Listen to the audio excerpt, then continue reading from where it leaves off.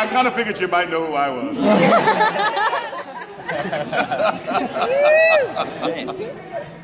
All right, who's got questions? Questions? Right. How long did it take you to get to where you are now? You mean like as a Broadway performer? How long? I mean, everybody's path is different. Some people graduate right out of college and get into a Broadway show. That was not the case for me. I paid my dues. I did cruise ships and theme parks and regional gigs and worked my way up and gained experience. And then there were some months, almost years, where I didn't work a little bit, and I had to train and just eat top ramen and peanut butter sandwiches. You know what I'm saying? So everybody's path is different, but I'm grateful for that it took me as long as it did, because I got to learn a lot along the way, and it makes that, when your arrival, even that much more fulfilling.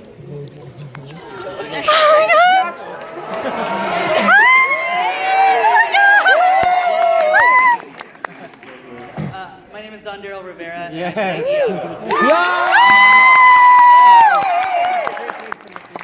He's shaking. I played Babcat. Vocals on point. All right, keep those questions coming. Yes, ma'am. So, James, I have a question. Can I get a picture with you for proof for my cousin? Because Once this is all over, we'll go outside. I'll take pictures with everybody. No problem. Wait, did you say to prove to your cousin? Yes, because my cousin's dad is your best friend, Alan Yu. Yes. My cousin is his daughter. Oh, Raven. Yes, no problem. Right here. Oh yeah. Do you have any embarrassing stories about Rowden? Tell us! I will take this time to leave it professional when we get outside. Sure, I'll tell you an embarrassing story. She asked if there were any embarrassing stories about you. That's kind of sad, isn't it? What year did you graduate? 1992. Were you in the first group that sang at Carnegie Hall with Broadway? No. When I was in Mount Eden's choir, we had 14 people. We had 14 people, and we went to one competition. We went, I think it was in Southern California, and only 4 of us went because we couldn't take the whole choir, because the whole choir wasn't ready. Mr. Rowden took 4 of us in his car with no radio. I've been there. To the competition, and we all, one of us got excellent, outstanding, excellent, and outstanding. We came back and we saw what show choirs at that time were doing, and we came back with all this crazy knowledge, and then we told this class, we said, look, we can do this, but we got to do it our way. And I say our way because, as you can see in your classroom, there's so many, it's so multicultural. And when we went to the competitions, it was always Lily White. So we had to do it our way. And so our choir was, I take a lot of pride in saying our choir was the foundation that built what you guys, this large group you guys have now. Yeah. We didn't have enough money. We had enough money to go to LA and back. The fact that you guys are in New York is amazing. I have a question for you. Yeah. What do you think about when you sing Proud of Your Boy? Oh, that's a great question. Well, it's funny, when I first started working on the show, which was back in 2010, y'all, we worked for 5 years on this. Wow. I would sing to my mother, even though she hasn't passed away. I would, picture her. But now I am a new father to to twin 15-month-old boys.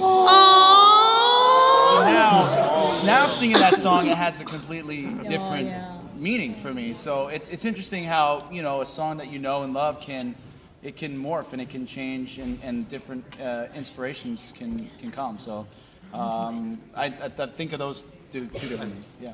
It's just that because for our show choir, he sang the lead for Proud of Your Boy. He did? Yeah, he did. Nice. Cool. Yeah, well, you got to connect whatever works for you. You know what I'm saying? Back here.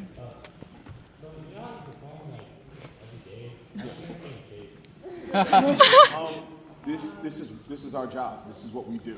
This is our instrument. We take care of it. We make sure that we get lots of sleep. We make sure that we drink lots of water. We eat right. Some of us are allowed to eat more because we have to stay a certain size.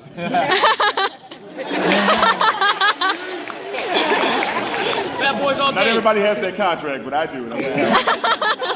You know, the guys here, the other guys, these boys work out. They're in the gym. They're in dance class. These folks, they work hard. I mean, to stay in shape to do what we do. And, you know, we love to go out and kick it with our friends and go drinking and act stupid, but we can't. Our job is to do our job. We have one day off. We have Mondays.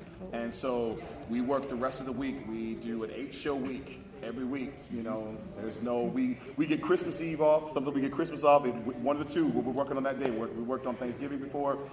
We have to, this is our temple. We take care of it. So that's what we do. Some of we still take voice classes and things like that. Yep. So you never stop learning. That's right. I would like to point out that when you said these guys stay in shape and take care of themselves and eat right, you pointed that way. We are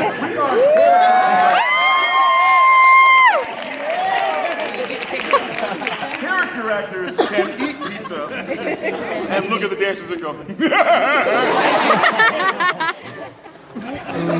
You think, boom. Back there. Well, countless.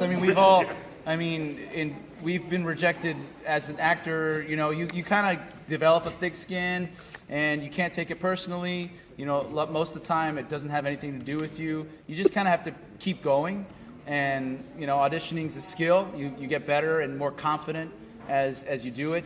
You know, my journey for this show was different because I was already playing Simba in The Lion King on the national tour, and then the producers brought me in for the first workshops to New York to start working on the show. So I didn't even have to audition at that time. But then the director came on, and I had to audition for him. So, you know, coming out of college, I auditioned for everything and got rejected for everything. So that's just how it works, you know. You got to look at it that the rejection is 99% of it. 1% is when they say yes. It's a glorious 1% that's worth it. But Right. the other 99%, you just got to walk through. Yeah. James, did you go to school with James Grissom? Did you go to school with James Grissom? I don't think so. I mean, we might have been in the same class, but we didn't really cross paths.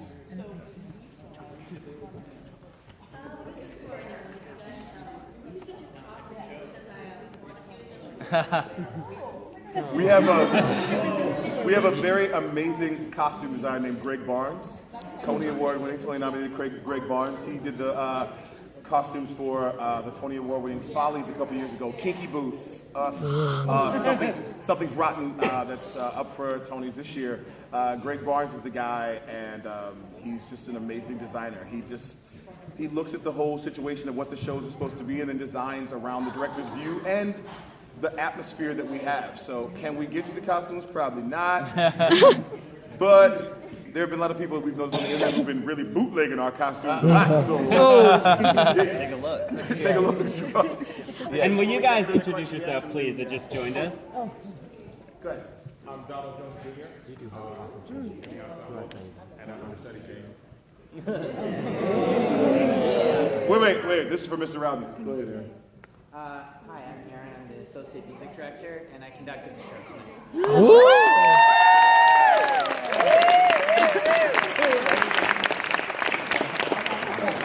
So when we hit wrong notes, it's always Aaron coming to our door like, hey, for a second. James, one more question. Sure. What was it like winning your first Tony Award? Winning the Tony was, besides getting married, it was the greatest day of my life. Aww. 'Cause I didn't start watching the Tonys until I was 17 years old. I started watching the Tonys after that long LA trip Rowden took us on. And I started watching then, and I watched every single year. And it was funny because I was doing shows, and I was doing regional shows in the Bay Area in San Jose, and I met someone who was on the Tonys, and I was still back in Hayward watching her, watching Sutton Foster going, wow, I met her. And then a couple years later, my boy Derek was up with Spelling Bee, and I was like, wow, I'm closer to Tony's because I know somebody. And then my boys in the Heights won. And then Memphis, we were in Memphis and we won. And then all of a sudden it was like we were on the Tonys. And then last year, to actually be nominated, it was the craziest feeling ever because you dream big and you hope something's going to happen, and then when it does, you really don't know what to do. I think the coolest thing was we were Adam and I were backstage, and they're announcing, we're about to perform. We look at each other and we're just like, wow, we're really here. This is really happening. And when they called my name, it was all going at slow motion and in real time at the same time.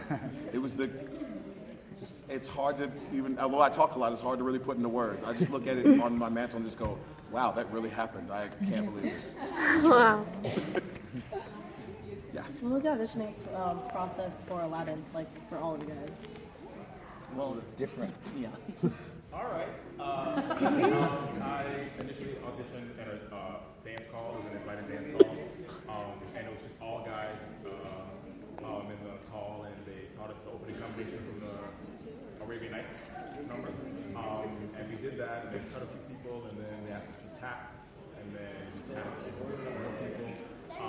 And then they asked me to stay and sing, and then also to read some sides, because at the time we were looking for someone to cover James.